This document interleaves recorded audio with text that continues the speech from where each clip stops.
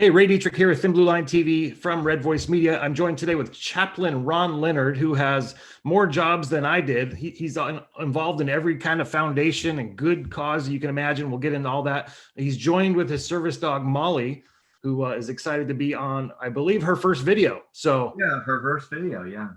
So Chaplain Ron, tell us what you're up to. I know you're involved in Texas locally. You've got some national things going on. You're involved in several organizations, and tell us about yourself. Okay, great. Yeah, I'm involved with the Texas Fallen Officer Foundation, but we also have the National Fallen Officer Foundation. And what we do is we reach out to officers. As you know, pretty much the statistics still stand every 53 hours, an officer goes down the line of duty. And probably every 6 to 8 minutes, an officer is involved in some kind of assault. So it's a real situation. I was talking to an officer the other day that said, "You're the only profession that goes to work not knowing if you're coming home." So I said that we decided to start working with them nationally. A guy by the name of Sergeant Penny out of Dallas started the National Fallen Officer Foundation. And at first he started with Texas, and then he went national when he saw that there was a need all over the country. And as I shared with you earlier, in Texas, we had an officer that was shot here just a few days ago, shot in the neck. Thank God he's going to be okay. It's interesting, that officer in Texas had a double chin, and the bullet hit the fat in his chin and missed the artery. So hey, I guess that works out sometimes then, right? Yeah, praise God. That was just a great thing, but he's still got a long road to recovery, and we're providing meals for him and different things like that. Is that the Balcones Heights Sergeant? Yeah, it's the Balcone Heights officer. I know y'all guys did a story on it, and I was just there the other day. They've appreciated everybody's outreach, and they are doing great.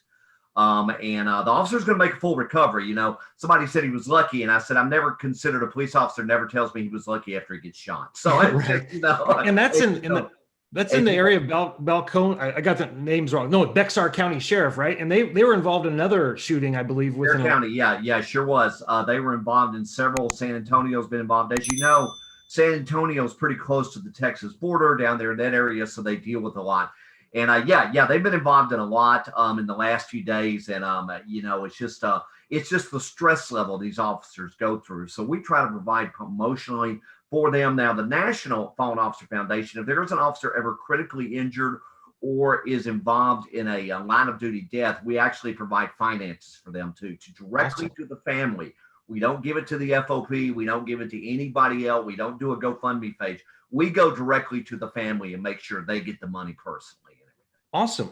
So what happens? Like, I know that you go out on critical incidents and provide support there. So tell me about that. Cause a part of what the reason why I do this is, I was a cop for 20 years, and, the true story of the American law enforcement officer isn't told as far as the front end of the media story of what happens, but nobody talks about really what happens after these critical incidents and the effects on officers. We go out on the critical incidents. As you know, I was in Nashville before I moved to San Antonio, and I was their chaplain for 7 years, volunteer chaplain.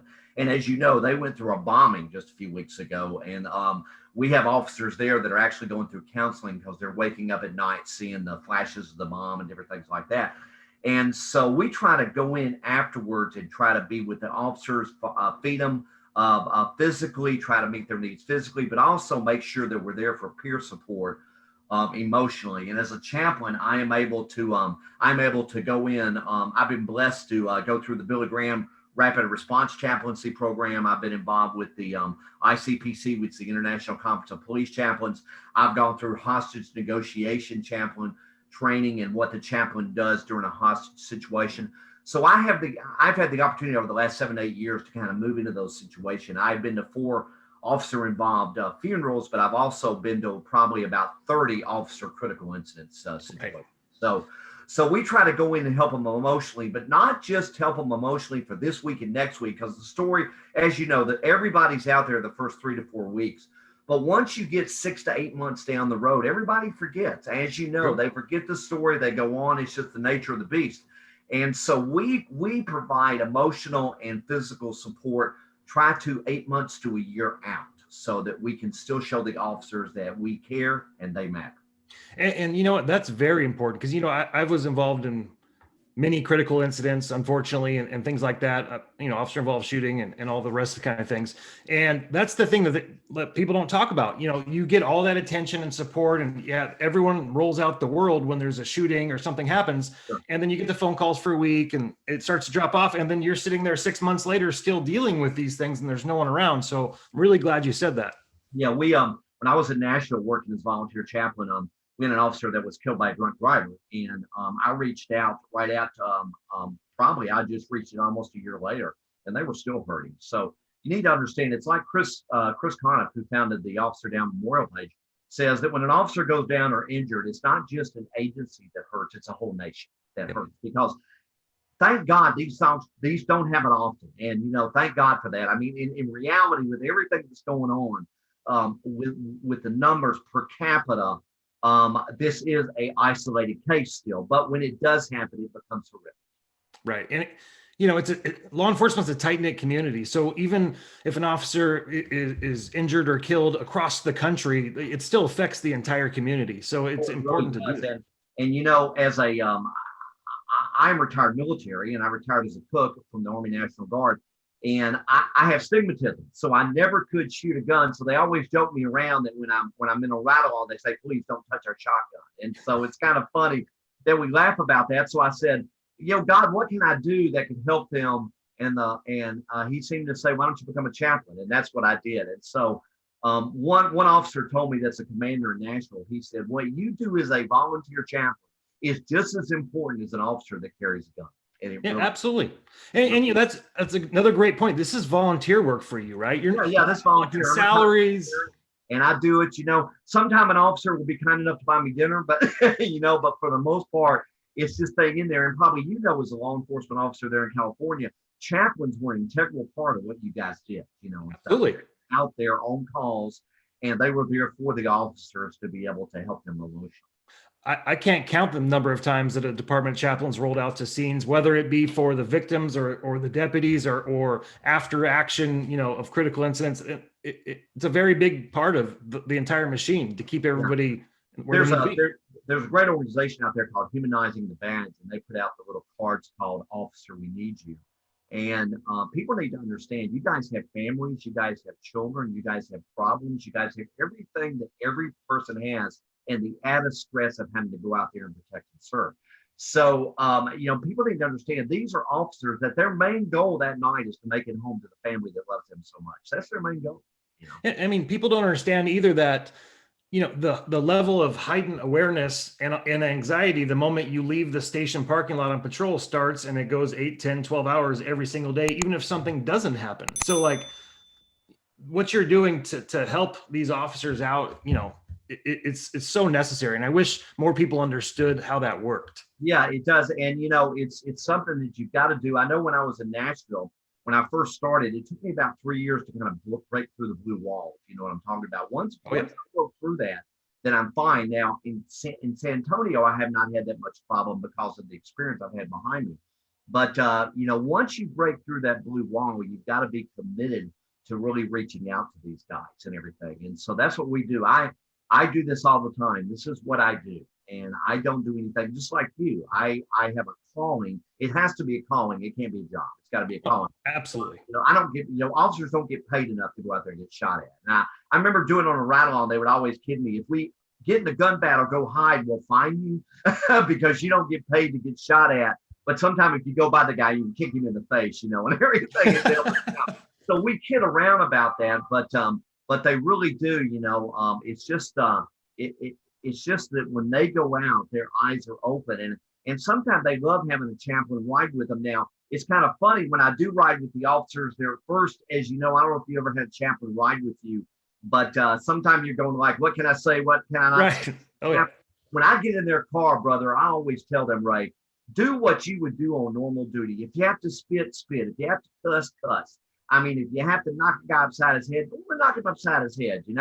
I'm here to support you. And that really eases them. That backs them up. I'm just glad I've got extra ice in this car. So, Yeah. And you talk about the blue wall and, for someone not understanding what you're talking about, like it's a very tight knit community in law enforcement, extremely tight. And if they perceive an outsider, like you're not going to get into that tight circle, and it could take some time to get through that. I have found some real favor here in San Antonio, and the chief of police of even the San Antonio PD loves what I'm doing and totally supports me, and that goes a long way. I'm the volunteer chaplain for Windcrest and Von Army, which are two smaller departments in the area.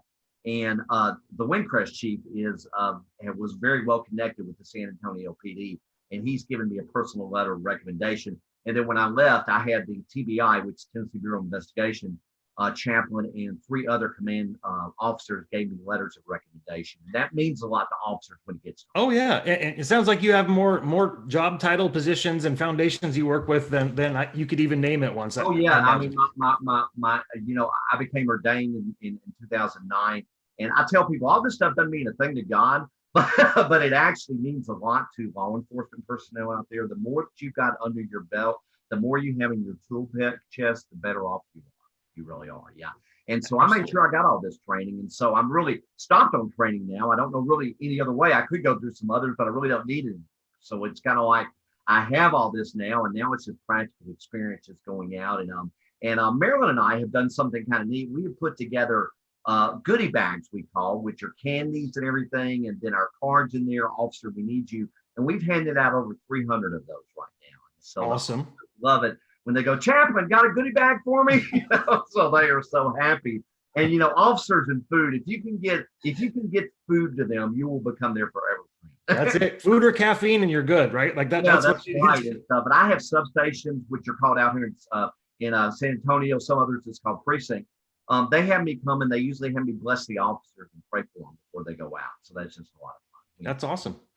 So tell us about Molly and how Support Dog works with what you do and all that stuff. Molly is a rescue dog. She was left out in 18-degree weather to die with her mom back about 11 years ago. Somebody found her, and we had just had to put our Gabby down, which wasn't a therapy dog, but she was a great dog. We had to put her down with kidney failure. We got Molly at 6 weeks old. We knew she was somebody special, so we trained her to be a therapy dog through the American Kennel Club. And Molly has got that owner, and then I cross-train her as a service dog, and that's what she does. Molly's been over 5,000 visits, just to nursing homes, to other places to comfort people. But she's been over 250 to 300 critical incident calls.